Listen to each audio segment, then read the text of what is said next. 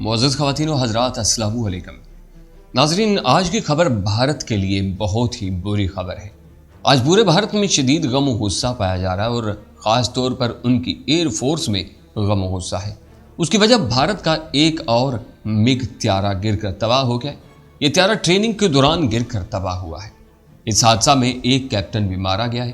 مودی نے high level کی inquiry کا اعلان کیا ہے، باوجود اس کے کہ پچھلے تقریباً 3 سالوں کے اندر جب سے چائنا کے پاس EMP ٹیکنالوجی آئی ہے، تب سے لے کر اب تک بھارت کے تقریباً 10 سے 15 طیارے گر کر تباہ ہو چکے ہیں۔ یہ انڈیا کے لیے بڑی پریشانی کا باعث ہے، کیونکہ ایسا حادثہ کبھی کبھار ہوتا ہے۔ پچھلے 3 سالوں میں بار بار انڈیا کے مختلف طیارے گر کر تباہ ہونا، آپ اس کو کسی صورت نہیں کہہ سکتے کہ یہ طیارے پائلٹ کی وجہ سے یا کسی فنی خرابی کے باعث گرے ہیں۔ دنیا میں کوئی اور ایسا ملک نہیں ہے جس کے اتنے طیارے گر کر تباہ ہوئے ہیں جتنے انڈیا کے طیارے گر کر تباہ ہوئے۔ ناظرین، یہ جو مگ طیارہ گر کر تباہ ہوا ہے، مودی نے اپنے اداروں کو کہا ہے کہ آپ ہمیں یہ پتہ کر کے بتائیں کہ چائنا کی طرف سے EMP حملہ کیا گیا ہے یا نہیں۔ مجھے اس کی جلد از جلد رپورٹ چاہیے۔ ناظرین، یہ جو EMP ٹیکنالوجی ہے، یعنی الیکٹرو میگنیٹک پلس ویپن، اس کے بارے میں آپ کو تھوڑی سی تفصیلات سے آگاہ کرتا ہوں کہ یہ کیسی ٹیکنالوجی ہے، اس سے آپ کیا کر سکتے ہیں، اور ٹیکنالوجی کو لینے کے لیے مودی کیوں مرا جا رہا ہے۔ ناظرین، اس ٹیکنالوجی کے رینج میں جو کچھ بھی آئے یہ اس کو تباہ کر دیتی ہے۔ کسی ملک کی سیکیورٹی اس کی رینج میں آئے، جہاز آئیں، آپ اس کی مدد سے ان کو تباہ کر سکتے ہیں۔ اس سے آپ اپنے ملک میں بیٹھ کر دوسرے ممالک میں بلیک آؤٹ کر سکتے ہیں۔ آپ پورے کا پورا اسپتال کا نظام بند کر سکتے ہیں۔ آپ گاڑی نہیں چلا سکتے، آپ کے ہاتھ میں موبائل فون ہوگا وہ بھی بند ہو جائے گا، اور جہاں بھی الیکٹرانک سرکٹ ہوں گے آپ ان کو تباہ کر سکتے ہیں۔ جہازوں کو ہوا میں تباہ کر سکتے ہیں۔ آپ اپنے دشمن کو اس ٹیکنالوجی کے ذریعے پتھروں کے دور میں بھیج سکتے ہیں، اور سب سے بڑی بات یہ ہے کہ اس سے آپ کسی بھی طرح کا کوئی طوفان لے کر آ سکتے ہیں۔ جن ممالک کے پاس ایٹمی حملہ کرنے کی صلاحیت ہے وہی یہ ٹیکنالوجی استعمال کر سکتے ہیں یا روک سکتے ہیں۔ ناظرین، ٹرمپ نے جانے سے پہلے ایک ایگزیکٹو آرڈر جاری کیا تھا کہ ہم اب EMP سے حملہ کر سکتے ہیں۔ چائنا کے پاس یہ ٹیکنالوجی ہے۔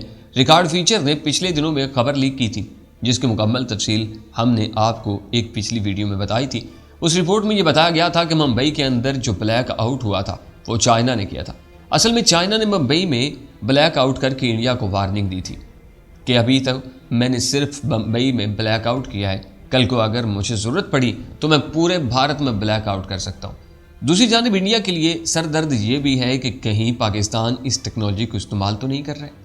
انڈیا کے لیے اس وقت چائنا تو پرابلم ہے، اس کے ساتھ پاکستان بھی پرابلم ہے۔ وہ یہ سمجھتے ہیں کہ چائنا ہم پر حملہ کرتا ہے تو سمجھ آتی ہے، کیونکہ امریکہ کے ادارے کی رپورٹ آئی ہے کہ چائنا کے پاس ایسی ٹیکنالوجی موجود ہے جو امریکہ کے الیکٹرک گرڈ سسٹم کو پوری طرح بند کر سکتی ہے۔ امریکہ کے جو ایئر کرافٹ کیریئر ہیں، جو جہاز لے کر جاتے ہیں، وہ بھی پوری طرح تباہ و برباد ہو سکتے ہیں۔ لیکن کیا یہ ٹیکنالوجی پاکستان کے پاس بھی موجود ہے؟ DGISPR نے جو بات کی تھی کہ جو ٹیکنالوجی بھارت حاصل کرنا چاہتا ہے ہمارے پاس پہلے سے موجود ہے۔ اگر یہ ٹیکنالوجی بھارت کے پاس آ گئی تو پھر آپ سمجھ لیجئے کہ اس خطے میں تباہی ہی تباہی ہوگی۔ دنیا ایسے مقام پر پہنچ جائے گی کہ کسی کے پاس بھی زندگی کی امید باقی نہیں رہے گی۔ ناظرین، امریکہ بھی اس بات کو اچھی طرح جانتا ہے کہ بھارت کو مودی سرکار کو یہ ٹیکنالوجی دینے کا مطلب ہے کہ ان کے ہاتھ نہیں بلکہ دہشت گردوں کے ہاتھوں میں ٹیکنالوجی دے دی جائے۔ انڈیا نے بڑی کوشش کی کسی طرح ہمیں یہ ٹیکنالوجی مل جائے۔ مودی نے کواد کی میٹنگ میں بھی یہ بات کی کہ آپ میری مدد اس ٹیکنالوجی کی صورت میں کریں، مگر امریکہ اس وقت انڈیا کو یہ ٹیکنالوجی دینے کو تیار نہیں۔ مستقبل میں ملے گی یا نہیں یہ تو آنے والا وقت ہی بتائے گا۔ ناظرین، انڈیا کے لیے اس وقت سب سے بڑی پریشانی یہ ہے کہ ابھی تو ہمارے مگ یا تیجس طیارے گر رہے ہیں۔ اگر چائنا نے یا پاکستان نے کسی دن رافیل کو گرا دیا تو ایک تو ہمیں دوبارہ طیارے نہیں ملیں گے، اور دوسرا پوری دنیا کے اندر یہ بات پھیل جائے گی کہ چائنا کے پاس ٹیکنالوجی ہے۔ چائنا کبھی اس کو ایکسیپٹ نہیں کرے گا۔ ہمیشہ رپورٹیں آئیں گی مگر چائنا اوپنلی اس پر بات نہیں کرے گا۔ دوسری جانب روس نے یہ بات کی ہے کہ ان طیاروں میں کوئی ایسا فالٹ نہیں ہے کہ آپ کے 10-15 طیارے 2-3 سالوں میں خود بخود گر کر تباہ ہو جائیں۔ یا تو آپ کے 3 سالوں سے پہلے بھی اتنے طیارے گرے ہوں تو سمجھ آتی ہے، لیکن 3 سالوں میں آپ کے اتنے ایئر کرافٹ گر جانا یہ فنی خرابی نہیں ہے۔ انڈیا نے جتنی بھی انکوائری کروائی ہے اس کی اب تک کوئی رپورٹ بھی سامنے نہیں آئی ہے۔ وہ ساری کی ساری رپورٹیں دبا دی گئی ہیں۔ اس دفعہ بھی مودی نے اپنے اداروں کو کہا ہے کہ مجھے یہ رپورٹ چاہیے کہ یہ طیارہ कैसे गिर कर तबाह हुआ है, मगर जब इसकी रिपोर्ट मोदी तक आएगी बाकी रिपोर्टों की तरह इसको भी दबा दिया जाएगा। अगर ये रिपोर्ट सामने आती है तो इसमें इंडिया की बहुत बेइज्जती होगी। इसकी वजह यह है कि ये तारे गिराए गए हैं, गिरे नहीं, क्योंकि दुनिया में कोई ऐसा मुल्क नहीं है जिसके आए रोज़ ट्रेनिंग के दौरान कोई ना कोई जहाज़ गिरकर तबाह हो जाए। इंडिया इसलिए ये रिपोर्ट जारी नहीं करेगा। इंडिया को इस बात की खबर है कि ये जो हमारे पिछले 3 सालों में तारे गिरे हैं, इसके पीछे चाइना का हाथ है। नाज़रीन, इंडिया के ऊपर ये जो हमला हो रहा है, इंडिया इनको रोक भी नहीं सकता है, क्योंकि इंडिया के पास ऐसी टेक्नोलॉजी मौजूद नहीं है। इस टेक्नोलॉजी को हासिल करने के लिए बहुत सारा पैसा चाहिए, जो भारत के पास नहीं है।